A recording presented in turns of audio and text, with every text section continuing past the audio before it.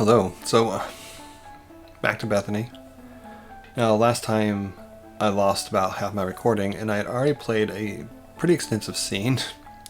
I've already had Bethany go into this club and confront Antonio in the past, so I don't want to replay that, but at the same time I don't want whoever's listening to not hear what's happening. So I am going to do what I probably shouldn't do, and I'm going to just do something that's fun for me.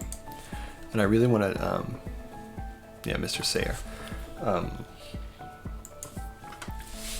I really just want to do a brutal, violent fight as a player. That's just kind of what I'm feeling tonight. And so where I cut it off last time was that Bethany had found something that gives her an opening, right? And she has been raised to hate the Ventru. They are scum and dishonest. And I don't want you to give the impression that she is knightly, like, don't shoot people in the backs, because that's not how she is. Don't shoot an honorable person in the back, that's for sure. But when somebody's scum, when somebody's dishonorable, they aren't worthy of it. They're not worthy of the effort it would take to call them out and that type of thing. And this, I think, comes from being Sabat more than anything else. She just is kind of like, if it's an enemy and you have the chance to shoot them in the back of the head, you shoot them in the back of the head. And I think that's what she's going to do right now. She's literally just going to circle around the club. She has this +2 to her roll because she got a insight. And she's going to find her plus is that she found a hole in his bodyguard's like sight. So if she can get around and shoot him back of the head, she might be able to escape without having to take on all three people. She could just shoot this guy and be done with it. Now, she rightly knows that vampires won't be killed with a gun to the head, but it'll be fun. And if this is this Ventru's like haven or like place that he's feeding at all the time, it'll actually devastate part of his food supply for her to do that, which is Sabat tactics, right? You go in and you just make it harder for your Camarilla to feed or do anything. And she's going to do it all with a gunshot. And that's my role. She comes in, she silently just kind of comes around, comes up back where she sees that hole, pulls out her gun and just plugs him in the back of the head. If we were doing combat with VTM, and you can use the full combat. You don't have to do these player-facing roles that I'm doing in order to use the scale as just a storyteller emulator. You can go ahead and roll everything. I could roll like initiative. I could have my bad guys roll to be aware of her, then a roll initiative, and then roll. You know, I can do all of that as outlined by the book, but I'm not going to. I'm going to just do my player-facing roles because I like things to be sped up. Now, I'm going to assume that Mr. Sayer here is a experienced vampire or a neonate. I'm working on a new booklet that will actually let me roll up these things instead of just having this weird scale here. It's just taking me a little bit longer because for some reason it ended up being a whole life path mini game thing. It's like 15 pages now or something, when all I wanted to do is make a better storyteller character chart.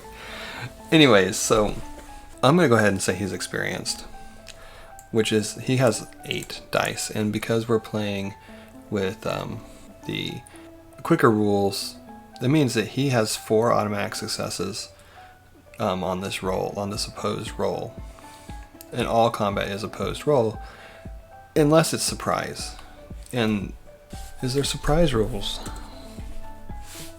Yeah, I don't see it in here, and I don't really want to spend that much time digging on it. I only have like 40 minutes to play this.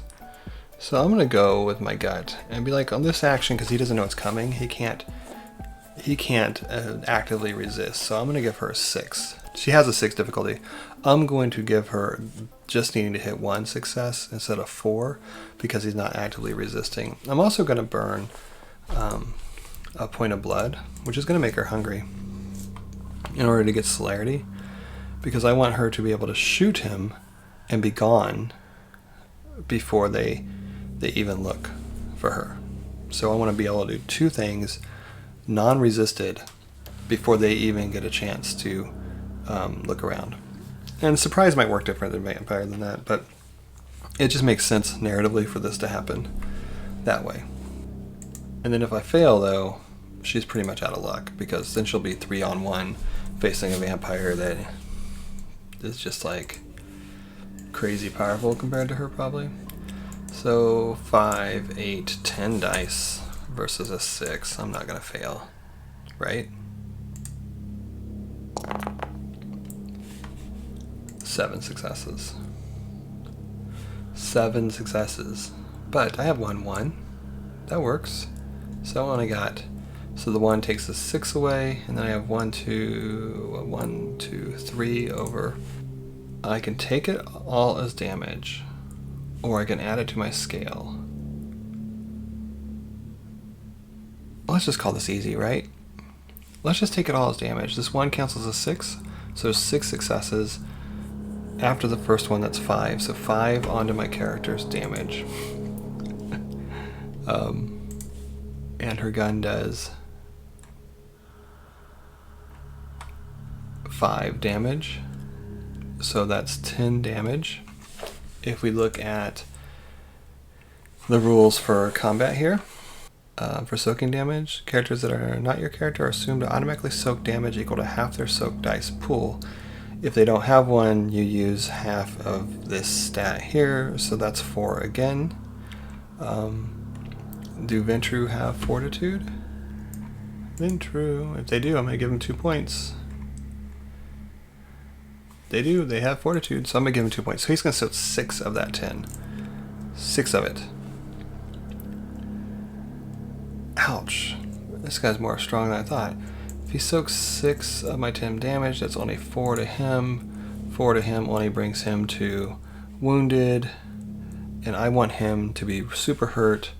I have this 3 on my scale. I'm going to burn it down to 0. And I'm not going to roll. I'm going to automatically pick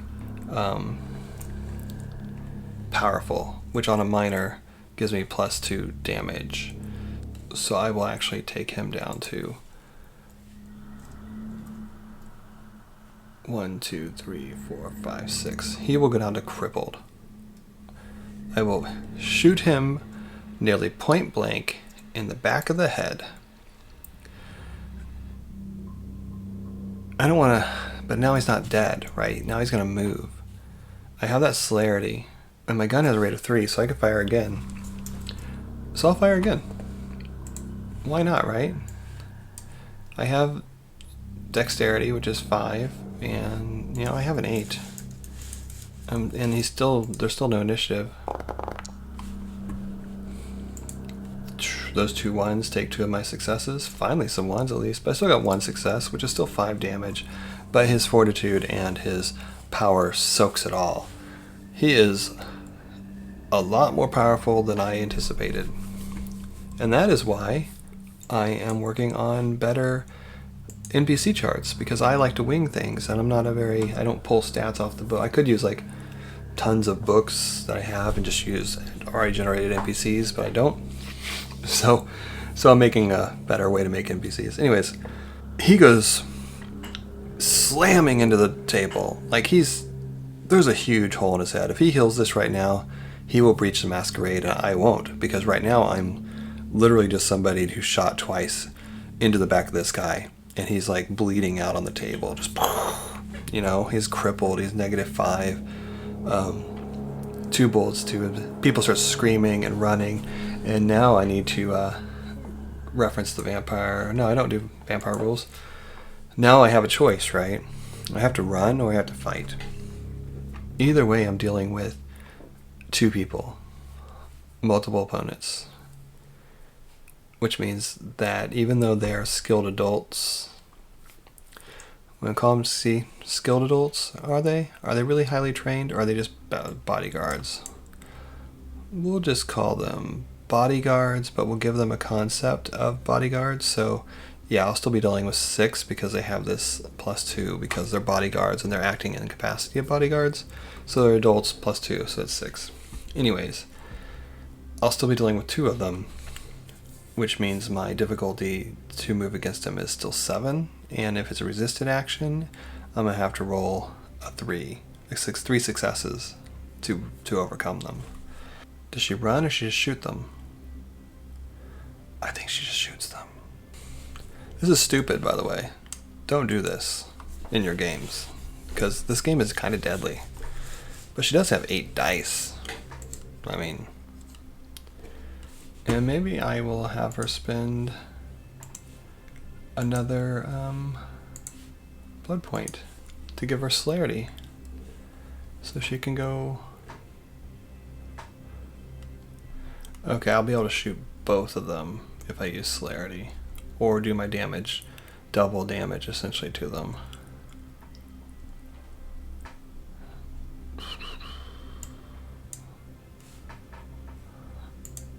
Man, no, I won't roll it. My difficulty is 6 because it's a resisted action, but I have to get 3 successes. Oh, and I got 5. Any ones? And no ones. But I do have these 2, which bump my scale up to 2. Scale up to 2. And then I do...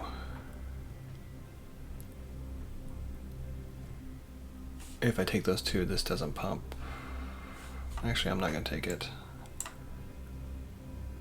Wait, normal human has 7. They can't resist lethal.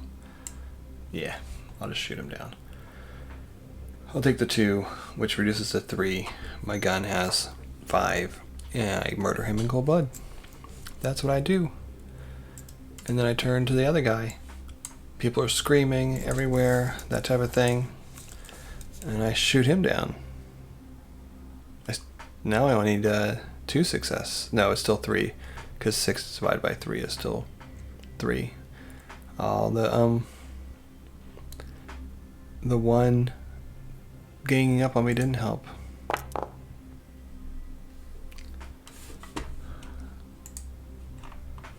Alright, that one takes away the 6. I only need 2 of these to murder this guy, so... And then I shoot him down. And now let's see if I can get away without anybody finding out where I'm going.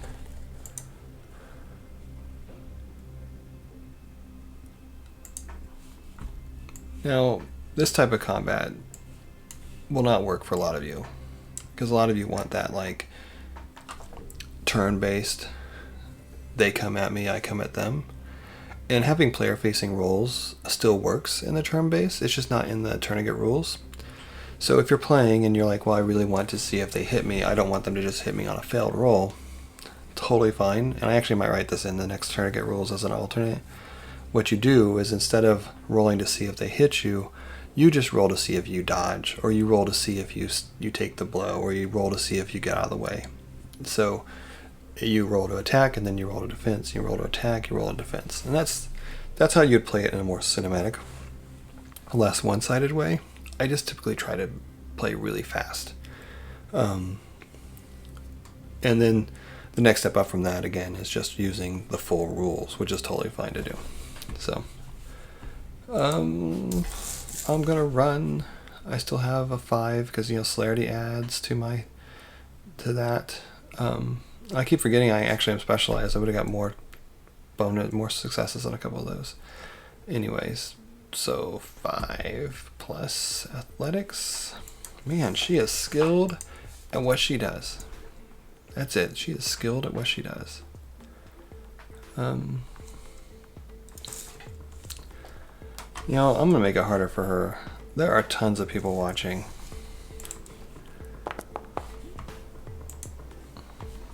But still, look at that. Still. And this goes up by 4, because maybe I'll start rolling real dice. The amount of not failure this program is giving me is really bothering me. Either that or I'm going to increase the difficulty more. But look at that. I had difficulty 8 and I still got 5 successes. She makes it out of the club. She goes in the back room, scoots through, and makes it out of the back alley before the cops show up. And that's it. And it wasn't really to make a combat, it was really just to make this Ventru realize he's not safe and to ruin part of his places he can feed. I think she probably accomplished that. Alright, that's it. I'll talk to you later.